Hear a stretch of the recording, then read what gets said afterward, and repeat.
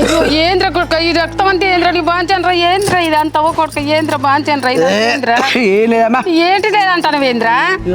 గొంతు చేరినట్టున్నది ఇదంతా ఏంద్ర ఇదంతా వచ్చిదే గొంతు చేరినట్టు అందుకే రక్తం వచ్చింది. ఇదంతా అదే కాదురా మూతికంతా రక్తమే ఏ అమ్మా ఏమైందిరా ఇదంతా చూడరా ఏం లేదని చెప్తే అర్థమవుతుంది రానే ఒక గోలు వేసుకుంటే తక్కువ అవుతుంది పో నువ్వు లోపలికి పో ఏంది బిడ్డ ఇదంతా ఏంద్రా ఇదంతా రక్తం అవుతుంది ఏం లేదంటాను ఏంద్ర అసలు ఏంద్ర నువ్వు చేసేది ఏం లేదా అబ్బా ఎన్ని రోజులు బట్టి తాగినా కదా రే కడుపులో వేడి చేసినట్టది అందుకే అట్లా రక్తం వస్తుంది కత్తే నేనేమన్నా చిన్నపిల్లనారా కడుపులో వేడి చేసి రక్తం వస్తుంది అంటానో నాకు తెలియదారా ఏమో గిట్ల చేస్తానో నువ్వు దేవుడా గిట్ల రక్తం వస్తా నువ్వు ఇట్లా ఆయన కాడికి పోయి ఏమైంది నేను చూపించుకున్న ఆయన గోలు చేసుకున్న తక్కువ అవుతుంది నువ్వు టెన్షన్ పడకు లోపలికి పో ఏం కాదు కనుకో అయ్యో దేవుడా ఇది రక్తమే కాదురా నేను చిన్నపిల్లనారా ఏమన్నా గిట్ల చెప్తానో నువ్వు నాకు అమ్మా ఇగో నాకు మాట్లాడే ఓపిక లేదు లోపలికి ఎక్కువ మంచిలు తీసుకురా పోయే గట్లెందుకు అంటానవరా ఏదన్నా ఉంటే నాకు చెప్పురా నీ బాంచాను రా నా మీద ఒట్టేసుకోరా నువ్వు ఏదన్నా ఉంటే చెప్పురా గిట్లా అమ్మా తాగి తాగి నా లివర్ మొత్తం ఖరాబ్ అయినట్టు అమ్మా డాక్టర్ నేను ఎక్కువ రోజులు బతకడం చెప్పేసి అన్నాడే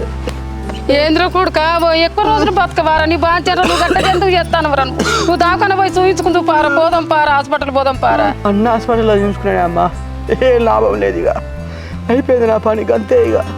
అయ్యో దేవుడా అయ్యో భగవంతా నేను ఏ దేవుని గుళ్ళో మన్ను పోసిన నా కొడుకు ఇట్టెందుకు అయింది దేవుడా దేవుడా ఇట్టెందుకు అయింది అక్క ఇంకా అట్లనే ఎంతసేపు బాధపడుకుంటుంటవే వచ్చిన దగ్గర నుంచి ఏం తినలేదు అన్నం తిందుదా లోపలికి నాకు ఇప్పుడు ఆకలి అవుతలే చెల్లె అసలు బావ గురించి ఆలోచిస్తే నాకు పిచ్చిలేస్తుంది ఎందుకు అట్లా చేస్తున్నాడు ఆయన ఇక తెలిసిందే కదా అక్క బాబాకి బాగా పిల్లలు గుర్తొచ్చినట్టున్నారు అందుకే అట్లా చేస్తున్నట్టున్నాడు లేదు చెల్లి అట్లా కాదే మంచిగా ఉన్నాడు తాగడం బంద్ చేస్తా అన్నాడు జాబ్ చేస్తా అన్నాడు సడన్గా ఇట్లా ఎందుకు బిహేవ్ చేస్తున్నాడు అర్థం కావట్లేదే నాకు కూడా అదే అర్థమైతలేదు అక్క నువ్వు ఇక్కడ నుంచి అక్కడికి వెళ్ళిన తర్వాత నీతో బాగానే ఉంటున్నాడు గొడవలేం పెట్టుకుంటలేదు అన్నావు కదా మరి ఇట్లా ఎందుకు చేస్తున్నాడు బావ మళ్ళీ ఏమోనే చెల్లె అసలు ఎన్ని గొడవలైనా నాకు ఇడిచిపెట్టి ఉండకపోయేది కదా నేను ఇక్కడికి వచ్చినా మళ్ళీ కోపంతో తీసుకొని వెళ్ళేటోడు ఆయన ఎందుకు ఇట్లా బిహేవ్ చేస్తున్నాడు విడాకులు ఇస్తాను ఎందుకు అంటున్నాడు అదే అక్క నాకు కూడా అర్థమైతలేదు మీకు ఇద్దరికి ఎన్నిసార్లు గొడవలు కాలేదు నువ్వు ఇంటికి వస్తే బావ ఎన్నిసార్లు వచ్చి నీ మీద కోపంతో తీసుకొని వెళ్ళలేదు అట్లాంటిది బావ మీ ఇద్దరికి విడాకులు కావాలంటున్నాడు అంటే ఏదో పెద్ద రీజనే ఉన్నట్టుంది అక్క అదేంటిదో మనం తెలుసుకోవాలి అవునే చెల్లె నేను అత్తమ్మ ఎన్నిసార్లు అడుగుదాం చూసినా కూడా మాట తట్టించేది కానీ ఏదో మ్యాటర్ చెప్పకపోయేది అన్నా నాకు ఒక్క హెల్ప్ చేయన్నా బాగా విడాకులు అడగడానికి రీజన్ ఏంటో తెలుసుకో అన్నా ఇంకేం తెలుసుకోను చెల్లి అంత క్లియర్గా చెప్పి నీ పిల్లలకు పుట్టారు నాకు అవసరం అంటారే ఉన్నాడు కదా ఆయన అన్న అది పిల్లల గురించి రీజన్ అస్సలు కాదన్నా ఆయనకు పిల్లల కంటే నేనంటే ఎంత ఇష్టమో నాకు తెలుసు అన్న ఏదో పెద్ద రీజనే ఉంది తెలుసుకో అన్నా చెల్లి నీకు అట్లెందుకు డౌట్ వచ్చిందే ఆయన ఇంతకన్నా పెద్ద రీజన్ ఏముంటుంది ఏమో అన్నా ఆయన ఈ మధ్యలో ఎప్పుడు చూసినా ఊకే దగ్గుకుంటూనే ఉన్నాడు ఆయన షర్ట్కి ఆయన వాడే కర్చీఫ్కి మొత్తం బ్లడ్డే ఉంది ఇదేంటి అని అడిగితే కోడింగ్ వచ్చినాం దావత్ చేసినాం రక్తం అంటిందని సాకులు చెప్పిండు దాంట్లో అనుమానించలేము చెల్లి బాగా పొద్దున్న లేస్తే దావట్లేని తావడు తినడేనే ఏ మేకకు వచ్చేటప్పుడు కొనుగోలు వచ్చేటప్పుడు ఆ రక్తం అంటుందేమో ఈ ఖర్చీఫ్కు అంగికి రక్తం ఉంటుంది దీంట్లో అనుమానించాల్సిన అవసరం ఏముండదు చెల్లి అరే అన్న నీకు చెప్పేది అర్థమైతలేదు అన్న ఇక్కడ నుంచి పోయినప్పటి నుంచి నిన్నటి దాకా ఆయన తాగుడులేదు దావతలేదు ఏదో ఒకటి అబద్ధాలు చెప్తున్నాడు నేను నమ్మని చెల్లి ఆయన పక్క తాగే ఉంటాడు దావతులు కూడా చేసుకుని ఉంటారు వాళ్ళు అన్న గత 4 సంవత్సరాలకి చూస్తున్నా ఆయన తాగినప్పుడు ఎట్లుంటాడు తాగినప్పుడు ఎట్లుంటాడు నాకు తెలియదు ఆయన మొత్తం తాగుడు బంద్ చేసిండు అన్న కానీ పేరుకి తాగుతున్నా అని చెప్తున్నాడు అవునా అన్న చెల్లె మరి ఇంత అబద్ధాలు చెప్పాల్సిన అవసరం బావకేమున్నది అదే అన్న నేను మారిపోయినా మంచిగా చూసుకుంటా జాబ్ చేసుకుంటా అన్నాడు సంతోష్ కూడా జాబ్ చూడమని చెప్పిండట ఇప్పుడు ఎందుకు ఇట్లా సడన్గా చేంజ్ అయ్యాడు అవునా అన్న చెల్లె మరి సంతోష్కి ఏం జరిగిందో తెలిసి ఉంటుంది అంటావానే అన్న మనతో చెప్పని విషయాలు కూడా సంతోషం ప్రతి ఒక్క విషయం షేర్ చేసుకుంటాడు ఏంటో సంతోష్కి తెలిసే ఉంటుంది ఒకసారి ఫోన్ చేసి మాట్లాడన్నా సరేనా చెల్లి నువ్వైతే ఏం టెన్షన్ పడకు నేను సంతోష్ ఫోన్ చేసి ఏం జరిగిందో తెలుసుకుంటా సరేనా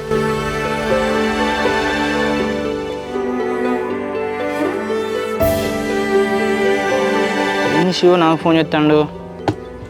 హలో శివ సంతోష్ ఫ్రీగా ఉన్నావా ఒకసారి వెళ్తావా నీతో మాట్లాడాలి ఫ్రీనే ఉన్నా బ్రో దేని గురించి మాట్లాడాలి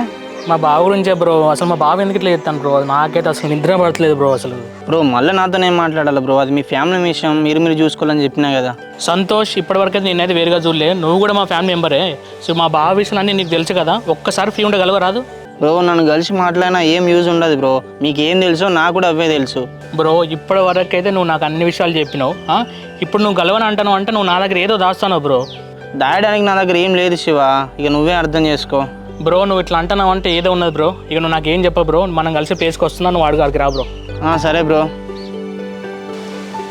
చెల్లె సంతోష్ కలుతా అన్నాడు, అసలు ఏం జరిగిందో నేను తెలుసుకునే పోయి కలిసి మరి. సరే అన్న సంతోష్ గురించి తెలుసు కదా, ఆయన ఏం చెప్పాడు, కొంచెం రిక్వెస్ట్ చేసి అడుగు. సరే చెల్లె, మీరు లోపలికి వెళ్ళండి, సంతోష్తో మాట్లాడొస్తాం మరి.